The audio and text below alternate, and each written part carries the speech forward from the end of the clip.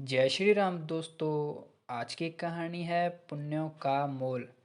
एक व्यापारी था। वो जितना अमीर था उतना ही दान पुण्य करने वाला था। वह सदैव यज्ञ पूजा आदि करवाता रहता था। दोस्तों, एक बार उसे व्यापार में घाटा पड़ जाता है। अब उसके पास परिवार चलाने लायक भी पैसे नहीं बचते हैं। व्यापारी की पत्नी सुझाव देती है कि पड़ोस के नगर में एक बड़े सेठ रहते हैं। वह दूसरे के पुण्य खरीदते हैं। आप उनके पास जाइए, अपने कुछ पुण्य बेचकर थोड़े पैसे ले आइए, जिससे फिर काम धंधा शुरू हो सके। अपने पुण्य बेचने की इच्छा व्यापारी की बिल्कुल भी नहीं होती है, लेकिन पत्नी के दबाव और बच्चों की चिंता में वह पुण्य बेचने को तैयार हो जाता है। पत्नी ने रास्ते में खाने के लिए 4 रोटियां बनाकर दे देती है। व्यापारी सेठ जी के नगर की ओर चल पड़ता है और रास्ते में उसे भूख लगती है और भोजन के लिए एक वृक्ष के नीचे बैठ जाता है। व्यापारी ने जैसे ही रोटियां निकाली, एक कुतिया तुरंत नए जन्मे बच्चों के साथ वहां आकर खड़ी हो जाती है।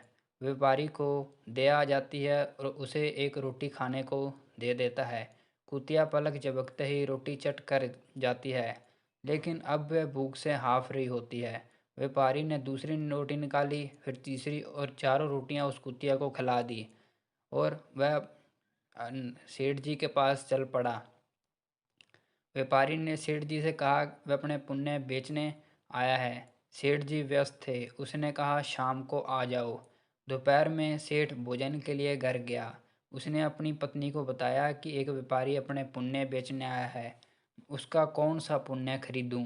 सेठ की पत्नी बहुत प्रतिवता और सिद्ध थी। उसने ध्यान लगाकर देख लिया कि आज व्यापारी ने कुतिया को रोटी खिलाई है। उसने अपने पति से कहा उसका आज का पुण्य खरीदना, जो उसने एक जानवर को रोटी खिलाकर कमाया है। वह उसका अब तक का सर्वश्रेष्ठ पुण्य है। व्यापारी शाम को फिर अपने पुण्य बेचने आता है। सेठ जी ने कहा आज आपने जो यज्ञ किया है उसका पुण्य लेना चाहता हूँ। व्यापारी सोचने लगा। उसने कहा अगर महाराज यज्ञ करने के लिए पैसे होते तो क्या मैं आपके पास पुण्य बेचने आता? सेठ जी ने कहा आज आपने किसी भूखे जानवर को रोटी कराकर उसके और उसके बच्चों की प्राणों की रक्षा की है। वह पुण्य मुझे चाहिए। व्यापारी वह पुण्य बेचने को तैयार हुआ। सेठ जी ने कहा उस पुण्य के बदले व्यापारी को 4 रोटियों के वजन के बराबर हीरे मोती देगा। चारों रोटियां बनाई गई। उसे तराजू के एक पलड़े में रखा गया। दूसरे पलड़े में सेठ जी ने एक पोटली भरकर हीरे जवाहरात रखे। पलड़ा पलड़ा हिला तक नहीं। दूसरी पोटली मंगवाई गई। फिर भी नहीं पलड़ा हिला।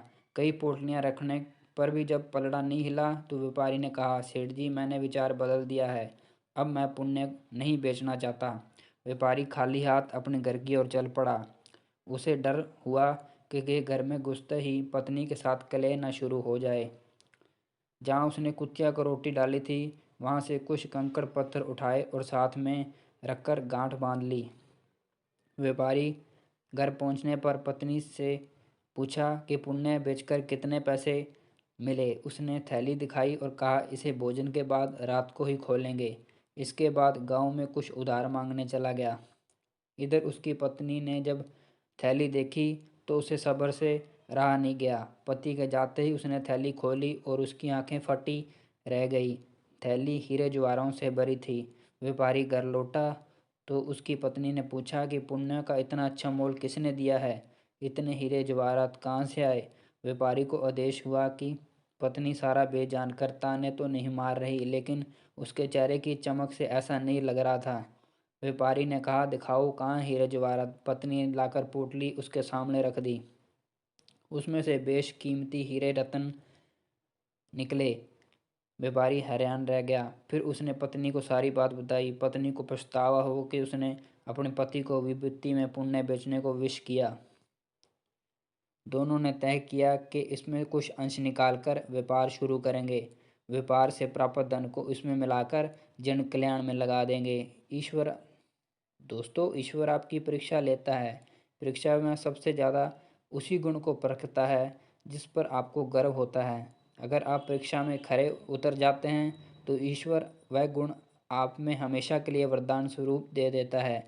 अगर परीक्षा में उतर ना हुए तो उस ईश्वर उस गुण के लिए योग्य किसी अन्य व्यक्ति की तलाश में लग जाते हैं। इसलिए विपत्ति काल में भगवान पर भरोसा रखकर सही राह चलनी चाहिए। आप में कंकड़ पत्थर भी अनमोल रत्न हो सकते हैं। ना डर रे मन दुनिया से, यहाँ किसी के चाहने से नहीं किसी का बुरा होता है। मिलता वही है जो कर्मों में होता है। धन्यवाद।